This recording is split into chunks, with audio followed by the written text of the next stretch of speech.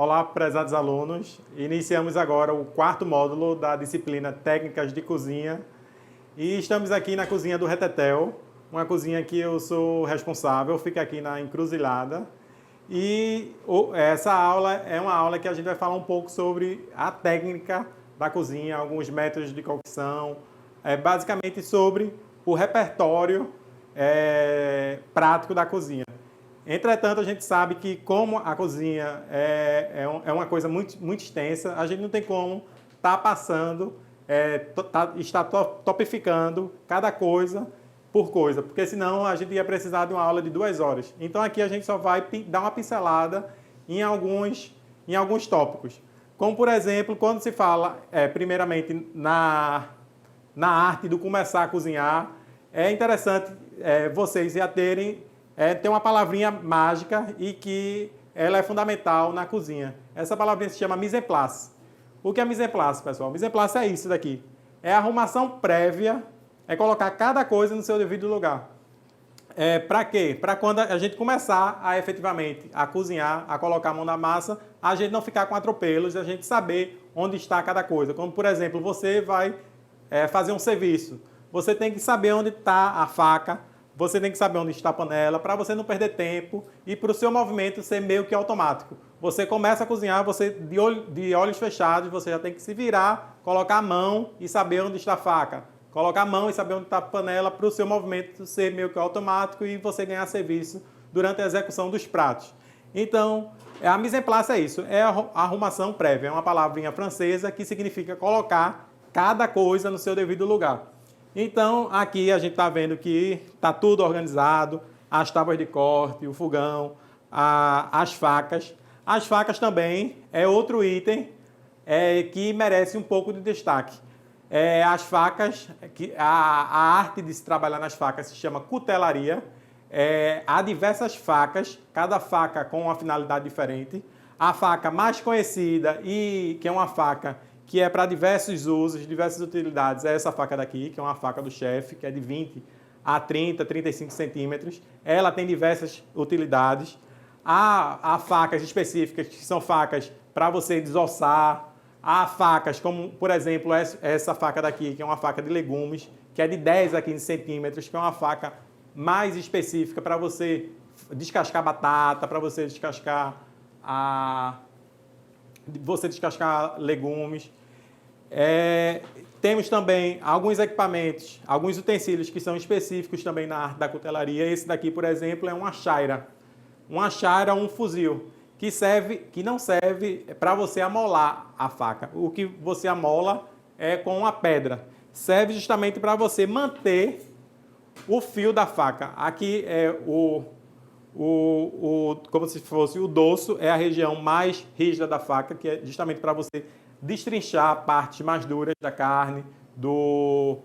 E você tem na faca, essa partezinha aqui da extremidade da lâmina, se chama o fio da faca, que é justamente isso que faz com que você corte.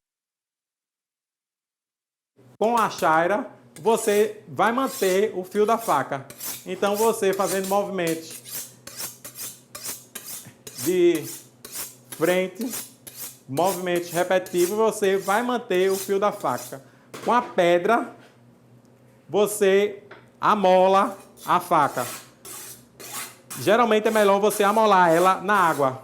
Coloca a faca na água junto com a pedra para ela amolar. Então, você amola a faca e outro você mantém o fio da faca. Então, esses são alguns exemplos básicos algumas técnicas culinárias. Então, a gente vai começar a falar aqui rapidamente de diversas técnicas culinárias. Quando se fala em cozinha, a gente tem que falar também, como vocês podem observar na nossa apostila, do que são métodos de cocção. Métodos de cocção é a forma pelo qual o alimento ele é preparado. Ele é cozido, ele é cozinhado, ele pode ser refogado. Talvez refogado é a técnica mais conhecida que a gente conhece, que a gente ouve falar, que é você pegar um pouco de gordura, no caso uma gordura vegetal, um azeite, e colocar o alimento, no caso você pode colocar uma cebola, um alho, um frango, e a água desse alimento, em contato com a gordura, ela vai se soltar e o refogado você coze com a panela aberta. Diferente, por exemplo, do guisar. O guisar você pode colocar um pouco de água e você necessariamente tem que tapar a panela. Outra técnica que a gente vai estar fazendo aqui é grelhar. Grelhar, por exemplo, um peito de frango. Temos aqui um peito de frango cortado em tirinhas. Ele já está temperado com pimenta e sal, um pouquinho de sal. E a gente vai grelhar o peito de frango. Então a gente coloca um pouco de gordura, no caso um pouquinho de azeite, em fogo alto, no caso específico. Isso daqui é uma sauté, esse tipo de panela que é uma frigideira grande. Então o grelhar é em contato com a gordura, em contato com a panela, fogo alto e de forma rápida. Então a gente vai colocar, a panela já está quente. A gente coloca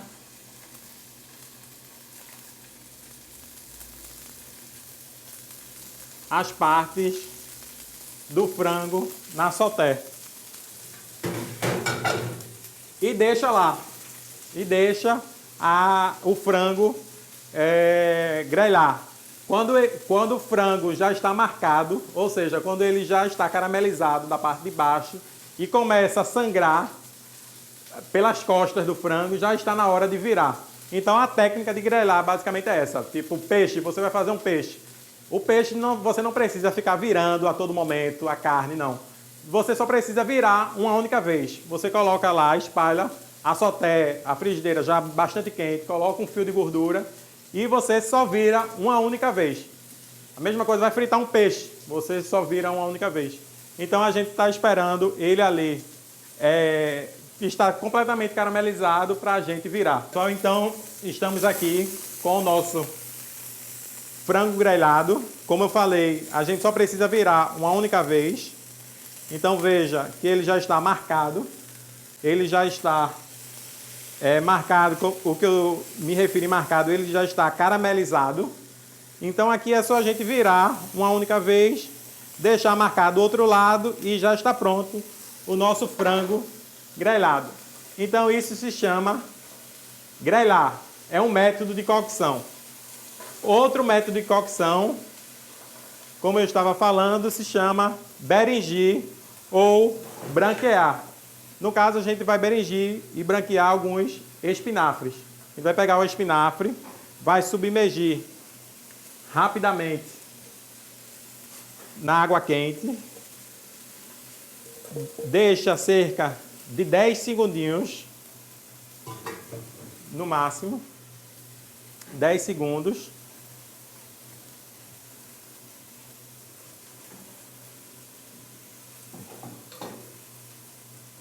E já pode peneirar. Aqui e escorre a água e submerge no gelo. Aqui. Isso daqui é um choque térmico, pessoal. A gente colocou ele na água fervendo e agora aqui no gelo. E essa técnica aqui faz com que, no caso, a hortaliça, os legumes, se conserve por mais tempo.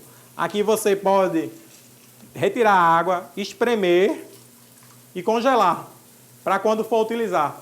Essa técnica é a mesma que a gente encontra vendendo no supermercado, ervilha em pacote, espinafre já cozido. Então essa técnica é muito utilizada em restaurante. Então essa é outra técnica de cocção. O nosso franguinho aqui já está pronto. Então já está aqui, ó, marcado, já está todo grelhado e a gente pode retirá-lo. E já está também pronto. Então, pessoal, essas são algumas técnicas que a gente está rapidamente aqui exemplificando. Então temos técnicas mais conhecidas, como refogar o guisar, o grelhar, o berinjir, o fritar. O fritar é você fritar, há duas formas de fritar. Você pode fritar tanto por imersão, quanto em fritadeira, em fritadeiras aquelas grandes, geralmente tem em restaurante, em que o alimento ele fica submerso em óleo, ou então você pode fritar numa frigideira, quando o alimento não está submerso. Você frita ele de forma parcial, coloca um pouquinho de óleo e frita o alimento. Também, pessoal, a gente tem algumas técnicas contemporâneas de cocção, como por exemplo, a gente tem aqui uma Runner. Uma Runner é esse cabeçote aqui, que a gente coze os alimentos, por exemplo, no vácuo. A gente, por exemplo, pode cozer, isso daqui são algumas cenouras, você poderia colocar alguma carne aqui dentro, tipo um cupim, tipo um pernil de cordeiro, um peixe. Você retira o ar, coloca no saco e você vai cozinhar o alimento numa temperatura controlada. A Runner, que é esse equipamento aqui, mantém a água aqui aquecida numa temperatura constante. Por quê? Porque cada alimento tem a sua temperatura de desnaturar a proteína, por exemplo, da carne. Uma carne bovina se desnatura, ou seja, ela se cose numa determinada temperatura, diferente, por exemplo, de um legumes. Então, hoje, graças à tecnologia, aos avanços tecnológicos, já é possível a gente saber qual a temperatura empregar naquele alimento e por quanto tempo aquele alimento vai ter a sua cocção perfeita. Então, essas são algumas técnicas mais avançadas que se tem numa cozinha. A gente então a gente falou de métodos de cocção, agora a gente vai falar um pouco sobre fundos de uma cozinha. O que são fundos de uma cozinha, pessoal? Fundos são alguns ingredientes, alguns líquidos que, quando misturados, eles realçam os sabores, por exemplo, de caldos, de molhos e de outras preparações que, a partir dele, a gente pode estar dando sabor ao alimento.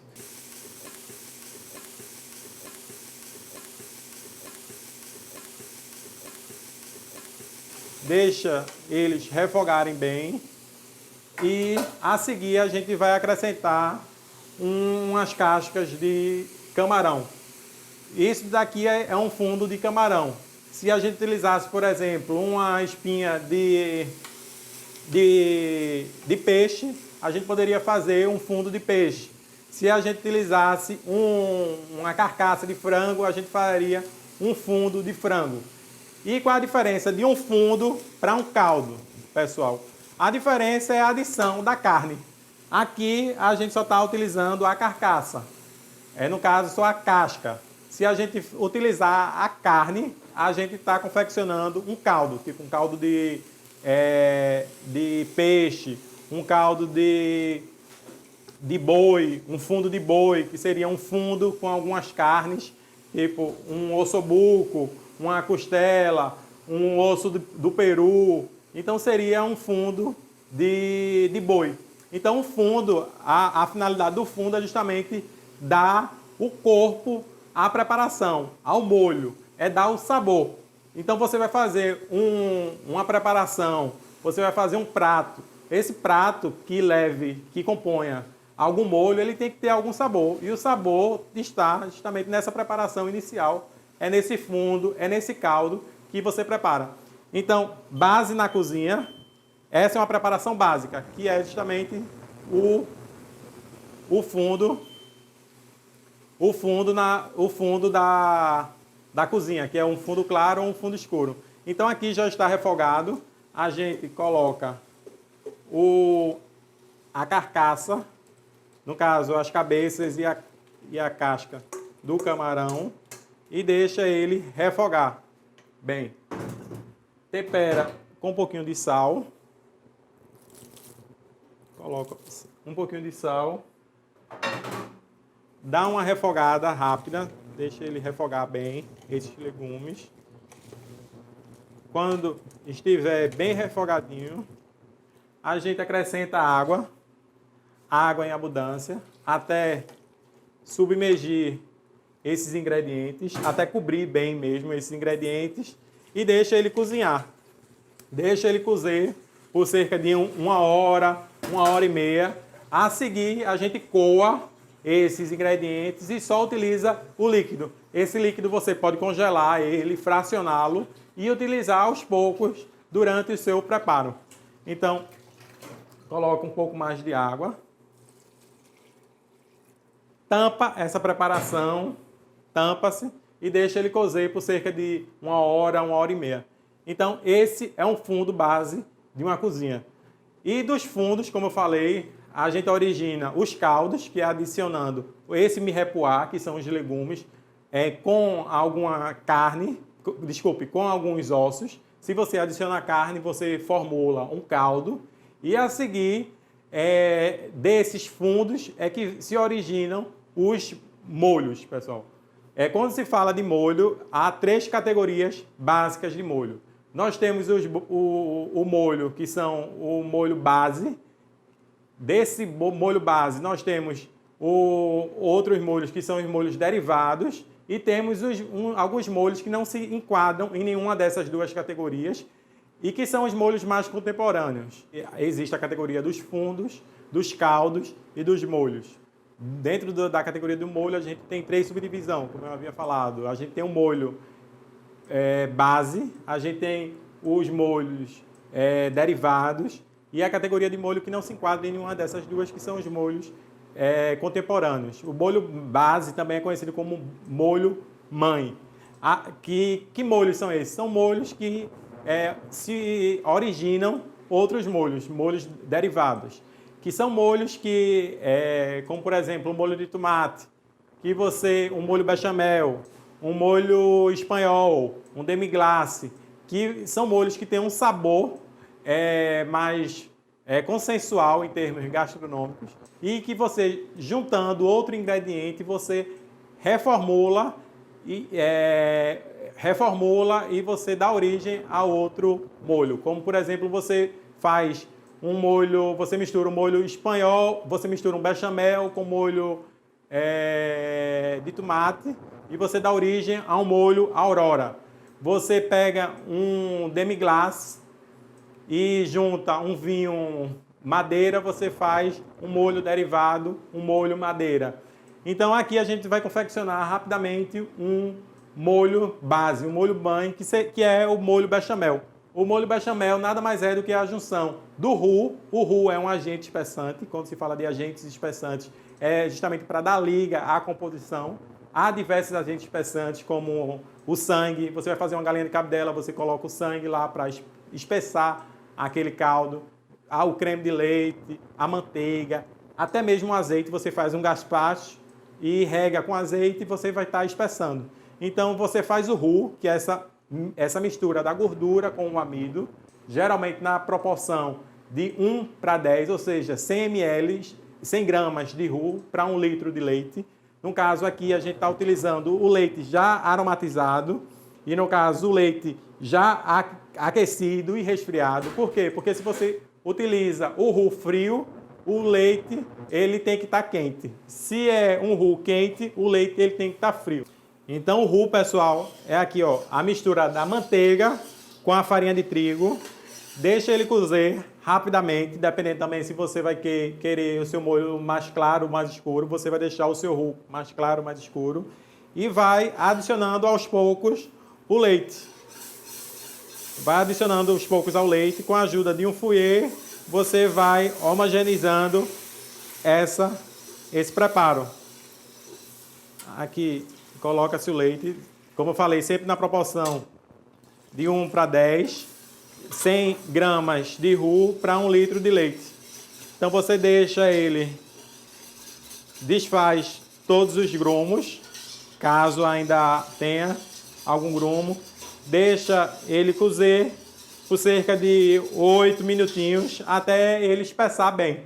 Está feito o seu molho bechamel. A partir aqui do molho bechamel, você pode fazer um molho de queijo, que é um molho derivado, você pode fazer um molho de mostarda. Então você pode fazer diversas preparações. Aqui, por exemplo, nós temos o molho derivado.